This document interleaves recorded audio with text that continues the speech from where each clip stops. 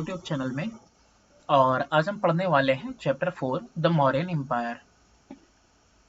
मौर्यास के बारे में पढ़ते हैं कि ये जो मौर्यन साम्राज्य है इसकी स्थापना हुई थी 4वीं शताब्दी में यानी 4th सेंचुरी BC में बिफोर क्राइस्ट। और ये किसके द्वारा हुई थी? चंद्रगुप्त मौर्य के द्वारा हुई थी। इन्होंने जो है कि बहुत ही एक पावरफुल आर्मी इसको ना ऑर्गेनाइज किया, संगठित किया और एक बड़ा सा एम्पायर खड़ा किया।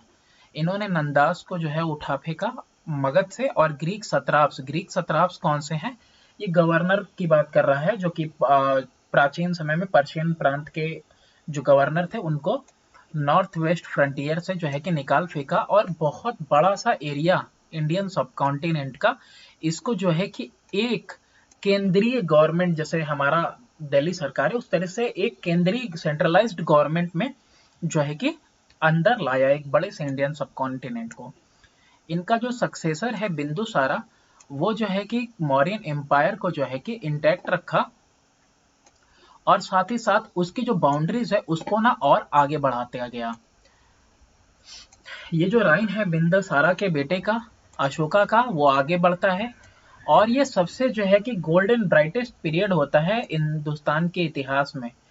लेकिन जब कलिंगा वार होता है तो कलिंग वार के बाद जो अशोका है वो पूरी तरह से जो है कि अपना जिंदगी समर्पित कर देता है। अपनी जिंदगी किसके प्रति? जो है कि इंसानों के भले के प्रति। और ये लोगों को अपना जो है कि सब्जेक्ट यानी कि अपने लोगों को जो है कि अपने बच्चों की तरह मानता है ना। उसने जो है कि बहुत सारे जो है कि मार्वल्स बनाए हैं।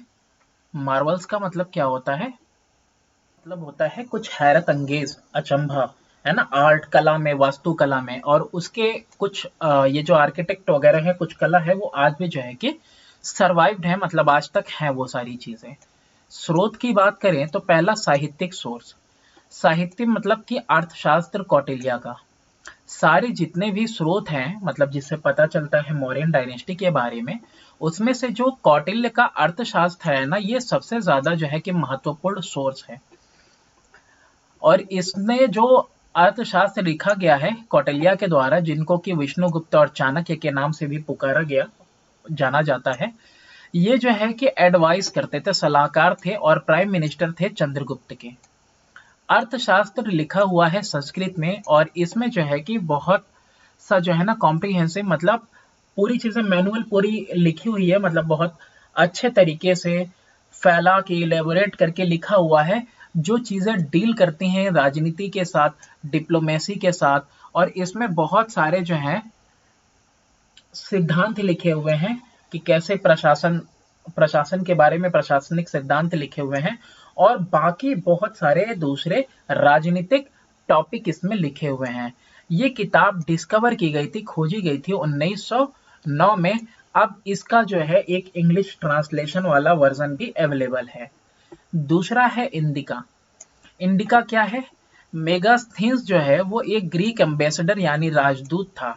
और किसके कोर्ट में था? चंद्रगुप्त मौर्य के कोर्ट में था। इसको भेजा गया था सेलिकस निकेटर के द्वारा। और ये जो है एक ग्रीक रूलर था सेलिकस। इसने एक किताब लिखी, मेगास्थीन ने किताब लिखी जिसका नाम इंडिका है, जिसके अंदर उसने सारे छाप छोड़े, सारी निशानियां रखी, जो कुछ भी उसने देखा, जो कुछ भी उसने सुना जब तक वो हिंदुस्तान के अंदर था। मेगास्थीन का जो ओरिजिनल किताब इंडिका है वो कहीं खो चुकी है, लेकिन उसके जो कुछ हिस्से हैं वो आज भी सरवाइव हैं। यानी कुछ लेखन में, मतलब बड़े बड़े जो ऑथर हैं उन्होंने जो है कि ग्रीक ऑथर्स ने उसके कुछ टुकड़ों को जो है कि समेटा है। समेटा क्या मतलब, कुछ उसके अंश है जो लोगों के पास मौजूद थे और इन्होंने एक किया, जैसे स्ट्राबो, एरियन और डियोल्डस, ये जो है ग्रीक ऑथर्स हैं। तो इनके पास जो है कि उसकी वो राइटिंग्स जो है अभी भी जो है टुकड़ों में मौजूद है। ये चाणक्य की तस्वीर है। आर्कोलॉजिकल सोर्सेज, आपको एडिक्ट्स मिलेगा अशोका का। एडिक्ट का मतलब क्या होता है? लेख मिलेगा अशोका का। ये एडिक्ट एक ऑर्डर होता है जो कि इश्यू किया जाता है किसके द्वारा? सोवरिन, यानी कि जो सबसे टॉप पे बैठा हो, जो सुप्रीम हो। जो लेख हैं अशोका के वो बहुत ही ज्यादा महत्वपूर्ण स्रोत हैं, मौर्यन इतिहास के बारे में बताते हैं। ये बहुत ही ज्यादा पुराने हैं और बेहतरीन तरीके से प्रिजर्व सहेज के इनको रखा गया है और तारीख के साथ ये रिकॉर्डेड हैं, है ना। ये जो लेख हैं ये किसके ऊपर है? ये पत्थरों के ऊपर जो है कि गुदे हुए हैं, जैसे यहाँ पे दिख रहा होगा पत्थरों के ऊपर, या फिर जो है कि पिलर्स के ऊपर, खंभों के ऊपर, या फिर या और ये इन सब में ना जो पिलर्स हैं और जो पत्थर हैं पूरे देश में फैले हैं, और इसमें जो है पूरे देश में मतलब हर जगह नहीं है, लेकिन इसमें जो है 14 मेजर जो है कि शिलालेख हैं, यानी कि पत्थरों के ऊपर लिखाई है। 7 पिलर जो एडिक्ट हैं, यानी 7 जो खंबे के ऊपर जो लेख है, और जो नंबर ऑफ छोटे छोटे जो है कि पत्थर के लेख हैं वो सब मिला के इसमें जो है 14 इंक्लूड करते हैं। ये जो लेख हैं, इंस्क्रिप्शन वगैरह हैं, ये जो तो इसमें क्या है ना, ये एक यूजफुल यानी कि बहुत ही यूजफुल का मतलब होता है जो यूज के लायक हो, इस्तेमाल के लायक हो, इंसाइट देता है कि किस तरह से आदर्श वगैरह था अशोका की जिंदगी में, कैसे उस समय का वक्त चल रहा था, और वो बताता है पर्टिकुलर उस टाइम के बारे में, उस इतिहास के बारे में मौर्यंस के, जनरल वे में यानी कि आमतौर पे। ठीक है। सबसे इंपॉर्टेंट इवेंट जो महत्वपूर्ण घटना हुई थी अशोका के राज्य में वो ये था कॉन्क्वेस्ट कलिंगा का, है ना। ये इनडिस्क्राइबेबल है, ठीक है, इस अवर्णनीय है, वर्णन नहीं किया जा सकता कि जो भी सफरिंग यानी कि दुख वगैरह था, अत्याचार वगैरह था कलिंगा वॉर का, उसमें जो है ना उसने जो है कि बहुत ही गहराई से अशोका को जो है कि टच किया, और जिसकी वजह से जो है उसके अंतरात्मा को मतलब टच किया। कॉन्साइंस का मतलब होता है अंतरात्मा, और वो जो है कि उसने जो है कि एक रास्ता अपनाया, गंभीर रूप से जो है कि रास्ता अपनाया कि ये सब कुछ क्या करना है, हमको सारा आर्म वगैरह त्याग देना है, यानी पूरे शस्त्र का उसने त्याग कर दिया कि अब कभी भी वो शस्त्र नहीं उठाएगा। तो ये जो है सबसे इंपॉर्टेंट इवेंट है। ये जो वॉर हुई थी, वॉर भेरिगोशा, वो वो साइलेंस था, और ये जो है कि और हेंस उसके बाद जो है कि सिर्फ इको सुनाई दी, किसकी गूंज सुनाई दी, इसके बाद सिर्फ और सिर्फ धम्मघोषा की गूंज सुनाई दी, यानी कि अहिंसा और यूनिवर्सल पीस, यानी कि पूरी दुनिया में भाई शांति का।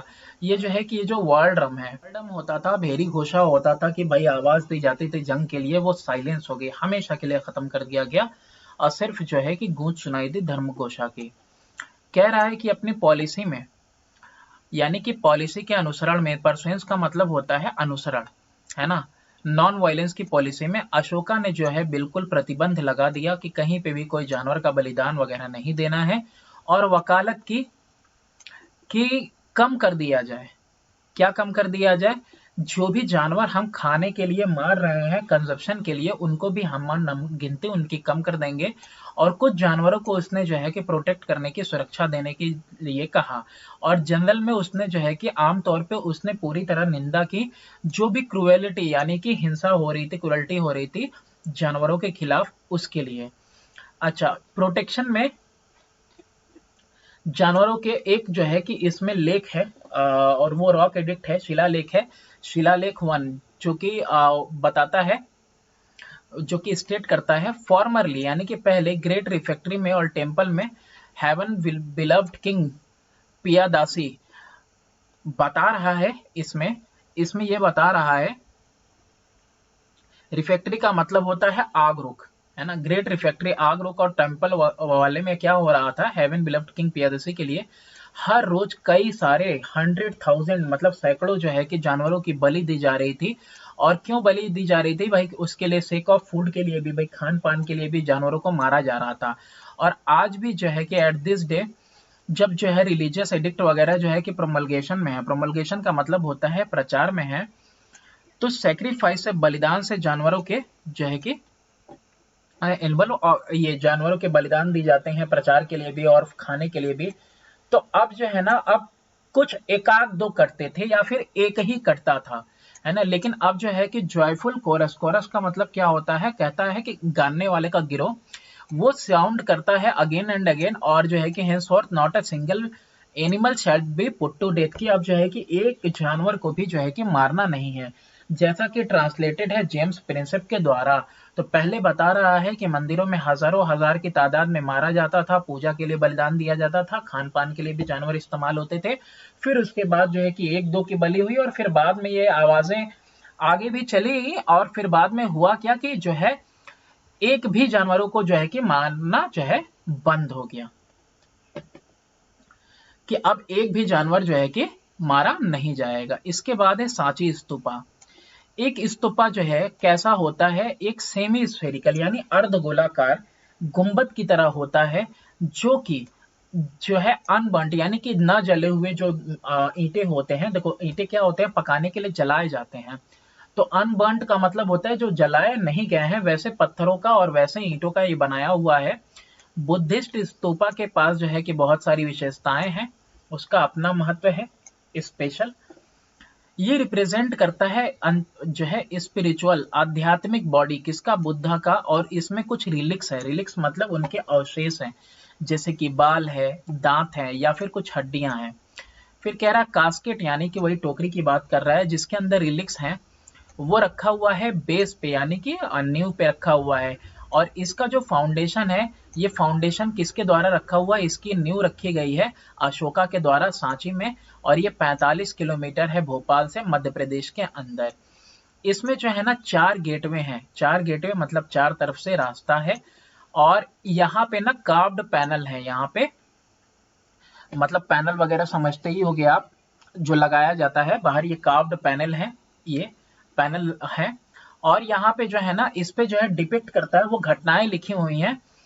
कौन सी घटनाएं, बुद्धा के टाइम्स की, और कुछ टेल्स लिखे हुए हैं, कहानियां हैं जातक की, जातक की कहानियां हैं।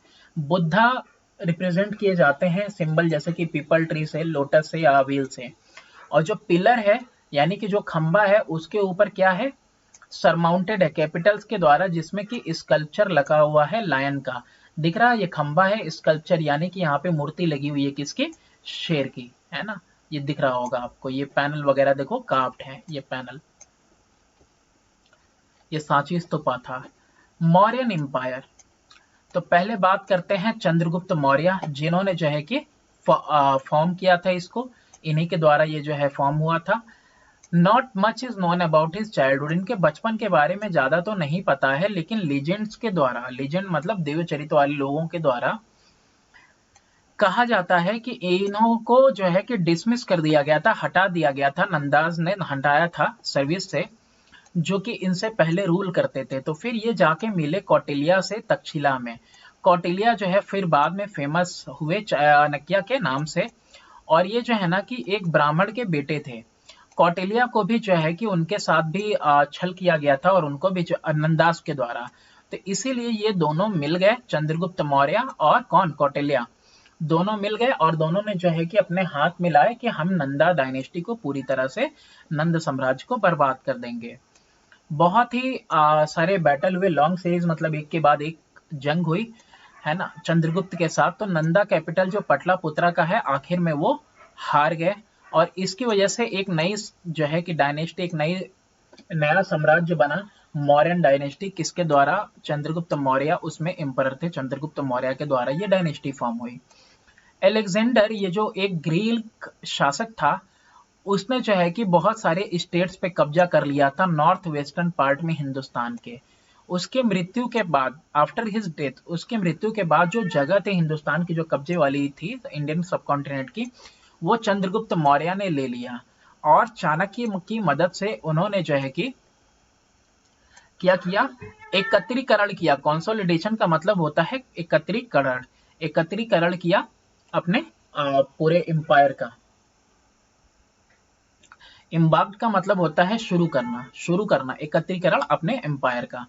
305 बीसी की बात कर रहा है कि इंडिया को फिर से अटैक मिला, किसके द्वारा, सेलेकस के द्वारा। सेलेकस कौन है, एक पहले का जनरल था, किसके अंडर में, अलेक्जेंडर के अंडर में।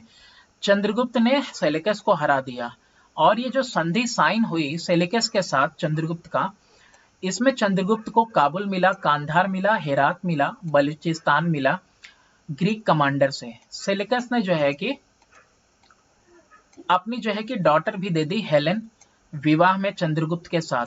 और ये इस विक्ट्री के बाद, इस जो है कि जीत के बाद, है ना, आफ्टर दिस विक्ट्री चंद्रगुप्त ने नियुक्ति की पुष्यगुप्त का, पुष्यगुप्त को गवर्नर बनाया नॉर्थ वेस्टर्न प्रोविंस यानी कि प्रांत का।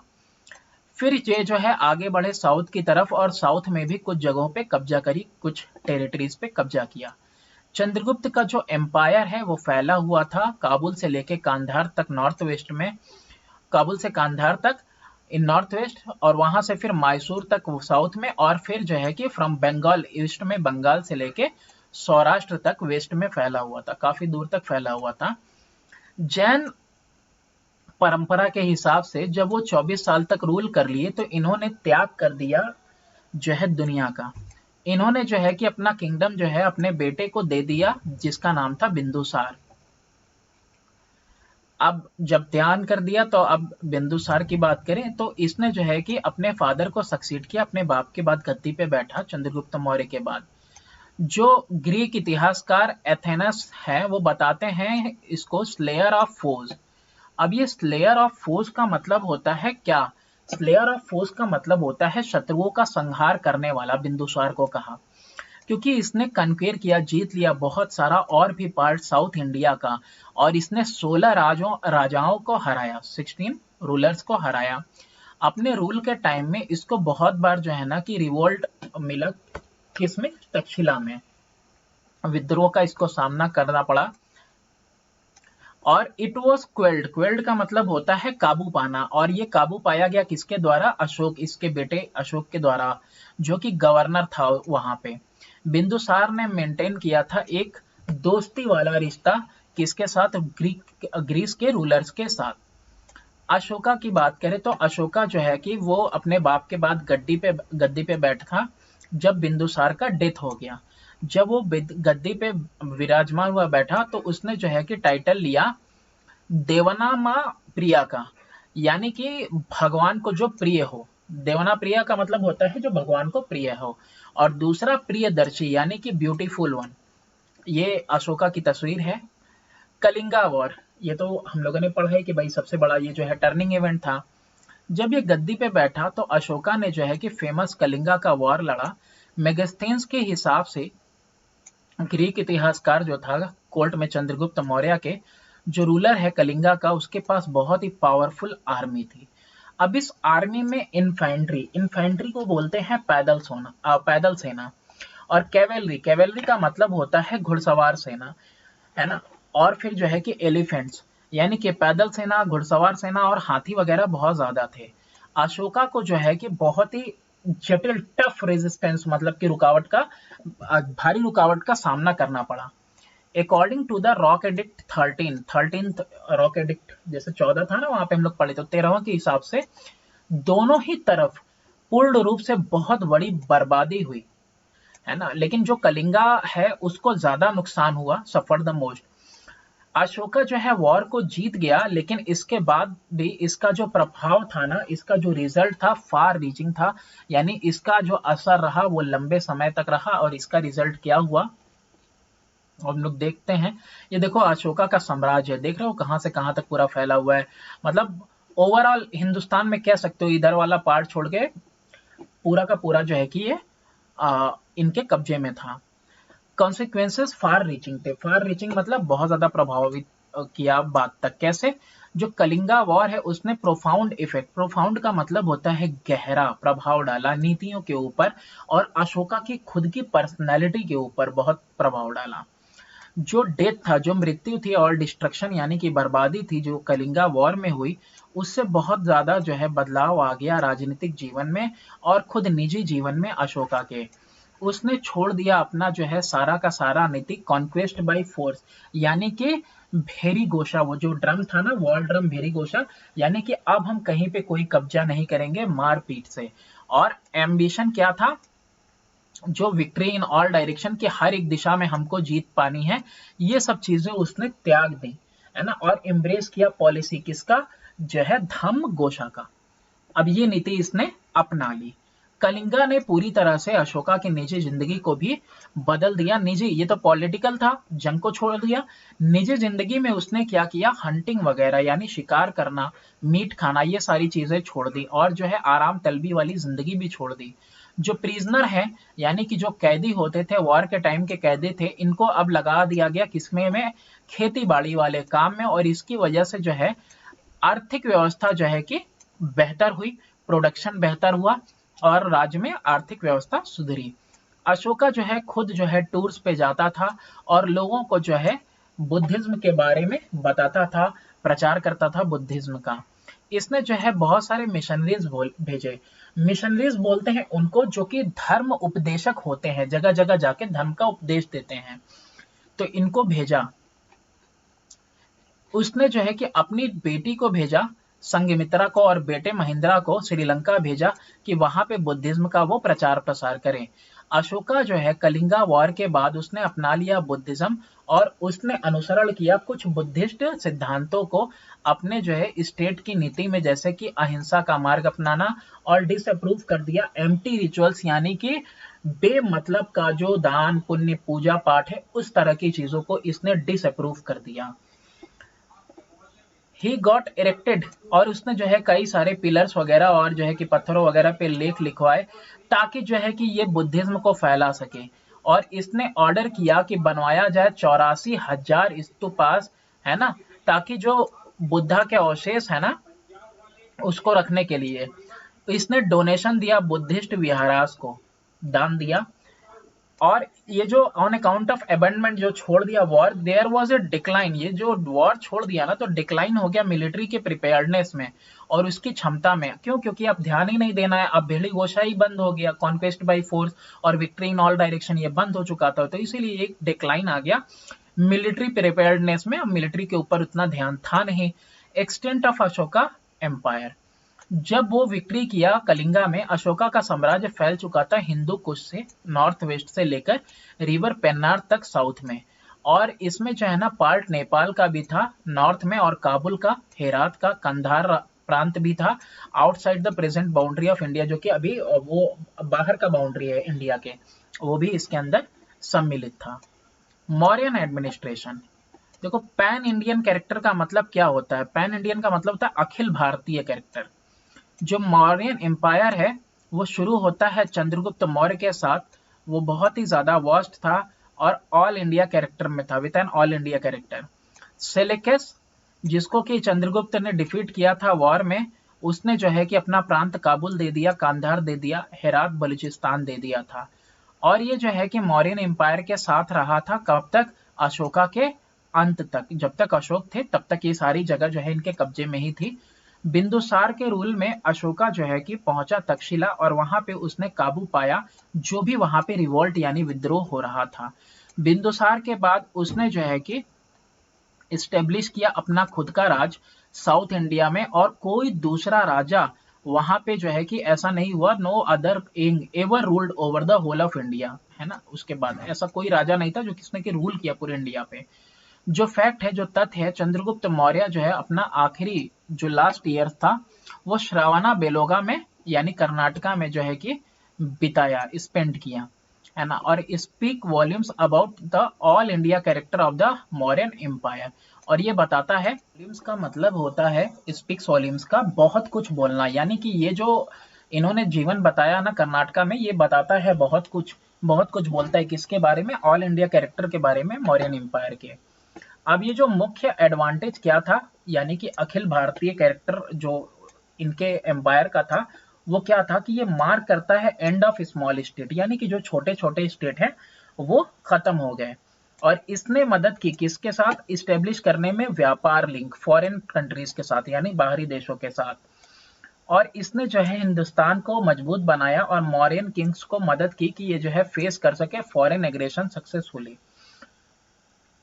इसके अलावा आफ्टर अशोका विक्ट्री, जब अशोका जीत गया कलिंगा, तो जो एरा आया कॉन्क्वेस्ट का, वॉर का, वो पूरी तरह से अब तो खत्म ही हो चुका था, क्योंकि अशोका ने एक तो जीत भी लिया और उसके बाद छोड़ भी दिया इस तरह का कॉन्क्वेस्ट। तो इससे मौर्यन किंग जो है पे करता था मोर अटेंशन किसके ऊपर?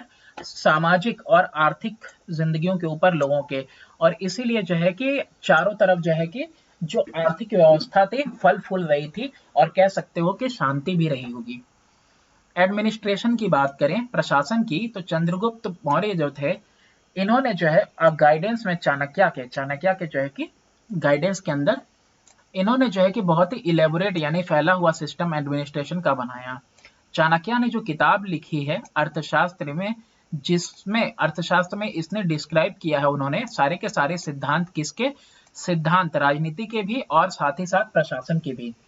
चंद्रगुप्त का जो बेटा था बिंदुसार, उसने भी उसी तरह का सिस्टम जो है अपनाया, और कुछ बदलाव किए जो कि बदलाव जरूरी थे, है ना, सम चेंजेस नेसेसिएटेड जो कि जरूरी थे by the change of heart, है ना, दिल से, after the Kalinga war.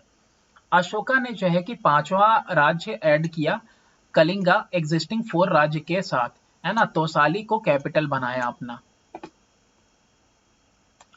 Mauryan जो था, जो मौर्यन थे, मौर्यन ने जो है कि केंद्रीकरण किया मोनार्की का, है ना, केंद्रीकरण समझते हो आप, यानी कि मतलब एक मेन बिंदु पे, मतलब मेन जगह को सेंट्रलाइज किया, एक जगह से सारा कुछ राज करना। Monarchy become a paternal despotism under Ashoka. Monarchy का मतलब होता है राजतंत्र, और पैटर्नल का मतलब होता है पैतृक का, डेपोटिज्म का मतलब होता है तानाशाही, है ना। अशोका के अंडर में जो है कि केंद्रीकरण हुआ इसका। एक शिलालेख में लिखा हुआ है कि सारे के सारे जो लोग हैं वो क्या है, मेरे बच्चे हैं, है ना। और इसमें हम लोगों ने पढ़ा भी कि वो अपने चिल्ड्रन की तरह अपने सब्जेक्ट्स को ट्रीट करता था, यानी अपने प्रजा को अपना बच्चा समझता था कि ये मेरे सारे जो चिल्ड्रन हैं। अच्छा, अशोका ने सिंप्लीफाई किया था बहुत सारा जो है कि कठिन, रिगरस का मतलब होता है कठिन प्रैक्टिस वगैरह किया था, जो रिलेटेड है किसके साथ, प्रशासन के साथ, और साथ ही साथ टैक्सेशन के साथ, और जो भी क्रॉप कलेक्शन वगैरह है उसमें, ठीक है। बहुत ही इसने क्या किया था, इसने जो है कि कठिन प्रैक्टिस किया था, वो सिंप्लीफाई किया था, सॉरी, जो भी कठिन रूप से ये सारी चीजें थी, जो प्रशासन था और जो टैक्सेशन था, तो अशोका ने इसका जो है कि सरलीकरण किया था अगर कहो तो। और इसकी वजह से जो है ना, प्रोडक्टिविटी जो उपज था वो बढ़ा, और आर्थिक एक्टिविटी भी जो थी एम्पायर पूरे राज्य में वो भी बढ़ी। अशोका ने नियुक्त किया महामात्रास यानी गवर्नर को, ताकि वो देख सके उसके बाद उनके यानी कि प्रजा के अच्छे बुरे का वो लोग देख रेख कर सके, कि प्रजा का जो है कि उत्थान हो सके वेलफेयर के लिए। जो मौर्यन प्रशासन था उसमें दो मेन डिवीजन थे, यानी कि दो मेन वर्गीकरण थे, डिवीजन यानी दो भाग। कौन सा था, एक सिविल एडमिनिस्ट्रेशन था, सिविल का मतलब समझते हो नागरिक एडमिनिस्ट्रेशन प्रशासन था, और दूसरा जो है कि मिलिट्री एडमिनिस्ट्रेशन था। सिविल एडमिनिस्ट्रेशन की बात करें तो इसमें दो मेन डिवीजन थे। दो भाग कौन कौन से हैं, एक तो केंद्रीय गवर्नमेंट था, एक प्रांतीय गवर्नमेंट था। सेंट्रल मतलब केंद्रीय, प्रोविंशियल मतलब प्रांतीय। सेंट्रल गवर्नमेंट क्या था कि मौर्यन जो सरकार थी उसका केंद्रीकरण था, और वो मैनेज किया जा रहा था बहुत सारे अधिकारियों के द्वारा, और सारे अधिकारी अलग अलग रैंक के थे। जो राजा हुआ करता था वही सुप्रीम अथॉरिटी था, सबसे मेन वही था, अहम। और जो गद्दी थी वो हेरिडिटरी यानी कि वंशवादी थी, यानी कि राजा का बेटा ही राजा बनेगा। और वो जो है कि सुप्रीम जज भी था, मेगास्थीन जो कि आपका ग्रीक राजदूत है कोर्ट में चंद्रगुप्त मौर्य के, उसने अपनी किताब इंडिका में और चाणक्य ने अर्थशास्त्र में बताया है मौर्यन प्रशासन के बारे में कि कैसा प्रशासन था। अशोका जो है कि कुछ बदलाव लेके आया एडमिनिस्ट्रेशन सिस्टम में, प्रशासनिक सिस्टम में कुछ बदलाव लेके आया, है ना। चंद्रगुप्त का जो प्रशासनिक सिस्टम था उसने महामात्राज यानी गवर्नर वगैरह रखे, ताकि जो है कि उसके लोगों की देखभाल कर सके वो उसके बाद।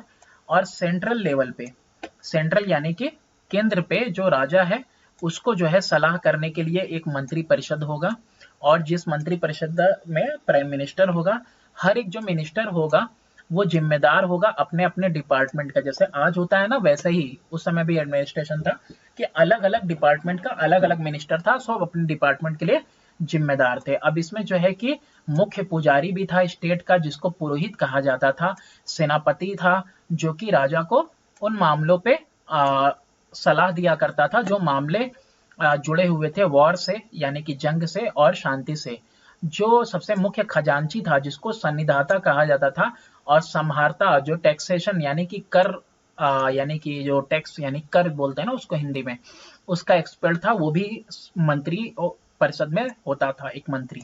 और दूसरे जो है बहुत सारे अधिकारी हुआ करते थे, जैसे अकाउंटेंट जनरल हुआ करता था, और एक इंचार्ज हुआ करता था खेतीबाड़ी एग्रीकल्चर का, एक सुपरिटेंडेंट हुआ करता था खादान का, माइंस का एक सुपरिटेंडेंट हुआ करता था, पोर्ट का, पोर्ट मतलब बंदरगाहों का, एक कंट्रोलर था कॉमर्स का यानी व्यापार वगैरह से लेके सब कुछ का, और बहुत सारे दूसरे सुपरिटेंडेंट थे जैसे कि जो वेट और मेजर देखते थे, नाप तौल देखते थे। तो इस तरह का एडमिनिस्ट्रेशन सिस्टम जो है कि अशोका ने रखा था। ये आपका कौन सा था, सेंट्रल गवर्नमेंट। अब ये प्रांतीय गवर्नमेंट देखो, अशोका ने जो है कि कुछ बदलाव किए थे बहुत सारे, जो है कि वो अल्टरेशन ना ही कि सिर्फ सेंट्रल गवर्नमेंट में, है ना, और प्रोविंशियल गवर्नमेंट में। Ashoka made alteration only in the central government and not in, अच्छा सिर्फ सेंट्रल गवर्नमेंट में इसने जो है कि बदलाव किया, अल्टरेशन किया, प्रोविंशियल गवर्नमेंट में, प्रांतीय सरकार में इसने कोई बदलाव नहीं किया।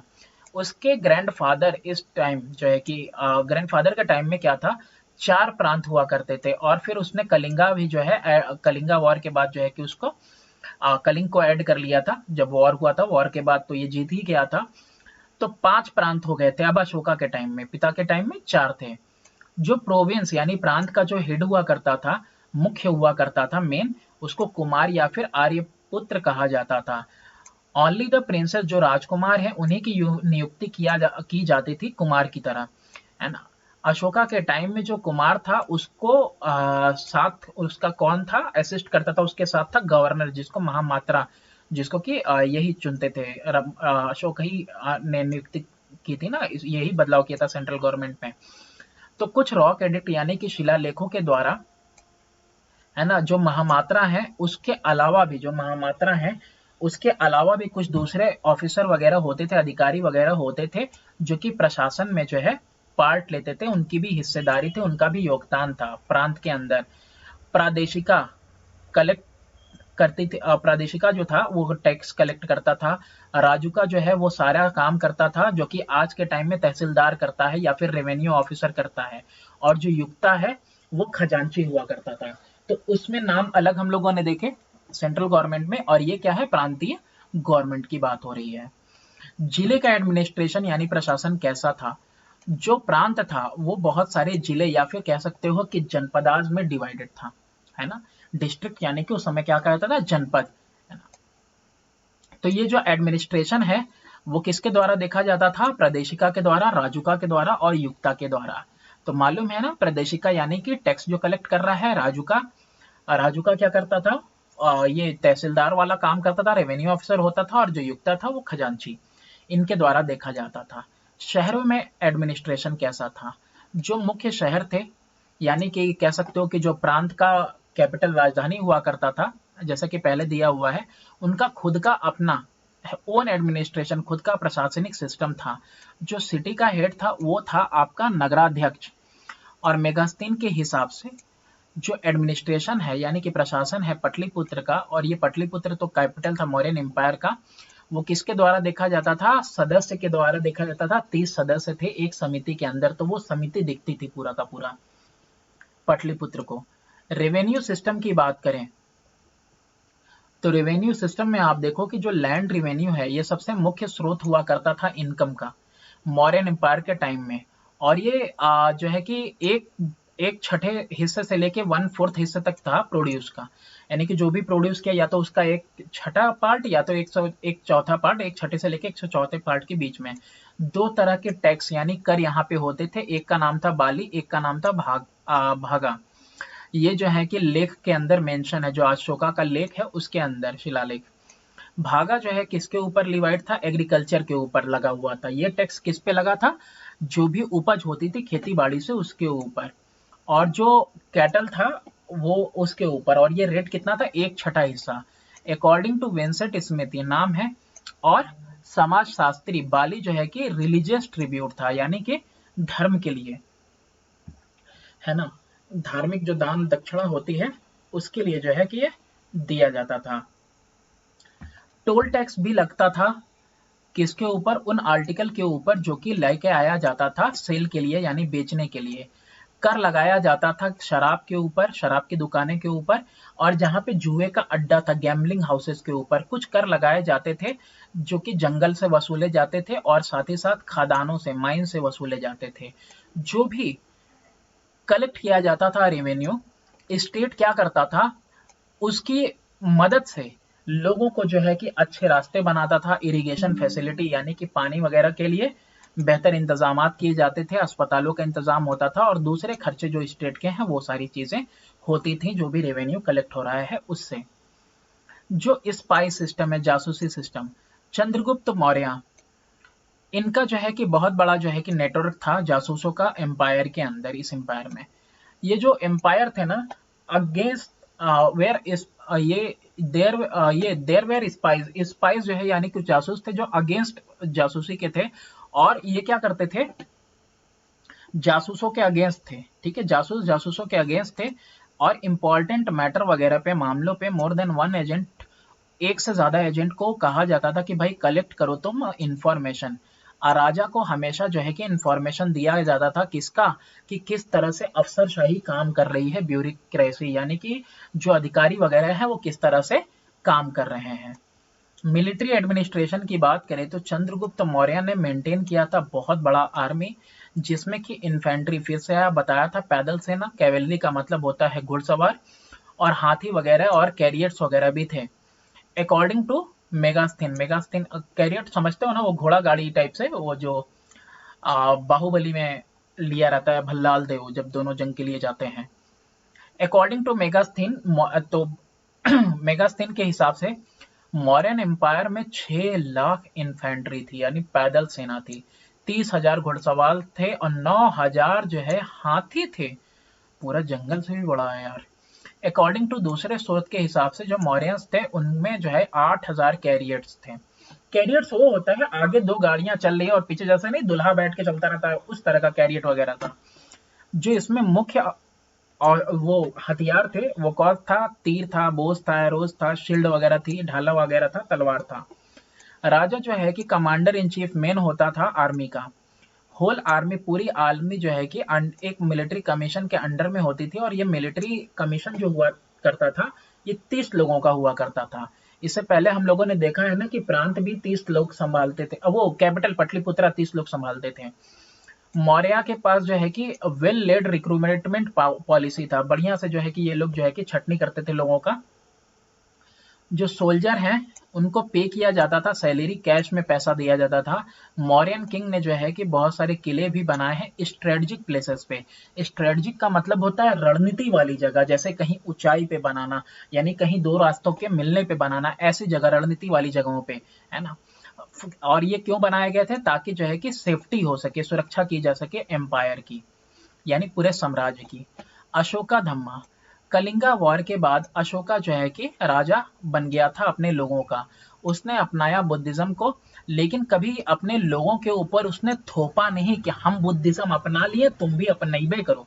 वो चाहता था कि उसके जो अनुसरण करने वाले, वो जो सब्जेक्ट है उनके, यानी कि जो प्रजा है वो अनुसरण करे धम्मा का, है ना। जैसे कि धम्मा जो कि बेस है किसके ऊपर, यूनिफाइंग, एकत्रीकरण करने वाले सिद्धांतों के ऊपर, सारे के सारे धर्मों को एक करने वाले के ऊपर, है ना, कि सारा धर्म जो है एक हो दुनिया के अंदर। तो जो धम्मा है उसको डिस्क्राइब किया जाता है, वर्णन किया जाता है अशोका के एडिक्ट में। ये एक रिलीजन नहीं है, ना कि रिलीजियस सिस्टम है, एक नैतिक कानून है, या कह सकते हो एक कॉमन कोड है या कंडक्ट है, एक एथिकल ऑर्डर है। एथिकल ऑर्डर का मतलब भी वही होता है, नैतिक ऑर्डर है, जो कि कॉमन मीटिंग ग्राउंड है सारे के सारे रिलीजन का, कि भाई सबके सब जो है कि एक ही तरह से अगर चाहत रखते हैं तो सब एक आपस में एक हों।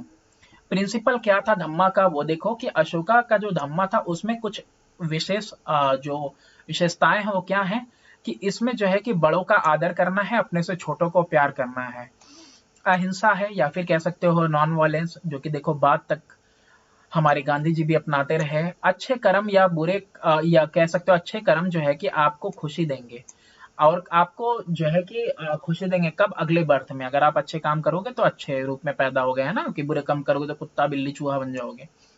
और ये टॉट करता था लोगों को कि हर एक धर्म की आपको रिस्पेक्ट करनी है, हर एक धर्म को इज्जत देना है। और ये डिसअप्रूव करता था एम्प्टी रिचुअल्स को। एम्प्टी रिचुअल्स मतलब वही कुछ ऐसा कुछ जिसका कोई मतलब नहीं बनता है, ऐसे पूजा पाठ वगैरह, है ना। जैसे देखा है, मतलब इसमें देखो कुछ ऐसी चीजें हैं, वो ये तो बहुत ही वो वैसा वाला है, जैसा नहीं कहते हैं कि लाओ कुछ ये कर दो वो कर दो, ग्रहों की दशा बदल देंगे, ये कर देंगे, तो इस तरह से एम्प्टी रिचुअल्स वगैरह की बात कर रहा है।